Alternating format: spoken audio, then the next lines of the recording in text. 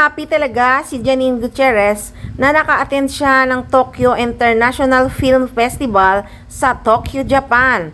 Noon, napayagan si Janine ng production ng Lavender Fields na makapunta ng Venice, Italy para sa Venice International Film Festival noong September para sa world premiere ng pelikulang Phantos Mia. Ay nabanggit niya na talaga ang tungkol sa film fest sa Tokyo.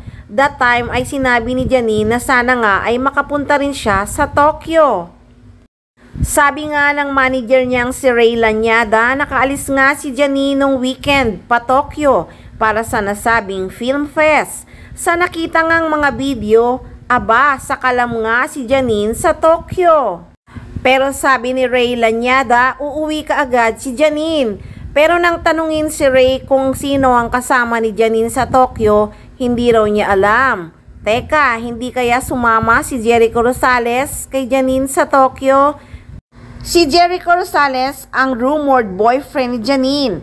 At kahit nga sinasabi nilang nasa ligawan stage pa lang sila, ay mas marami ang naniniwalang sila na. Dahil palagi silang sweet sa mga ganap nila sa pinupuntahan nila para sa promotions ng serye nilang Lavender Fields. Say nga ng manager ni Janine sa tanong ng mga press kung sumama ba si Jericho sa Tokyo, sagot nga ni Ray Lanyada, tatanungin ko ha, hindi ko kasi alam. Kaya tugon na lang ng mga press, parang may duda kami ha.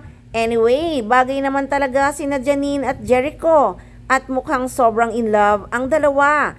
Kaya hindi nakakapagtaka kung sinamahan nga ng kapamilya aktor ang dalaga sa ganap nito sa Tokyo, Japan. At pansin nyo ba, mukhang si Jericho talaga ang kumukuha ng video ni Janine sa kalayuan.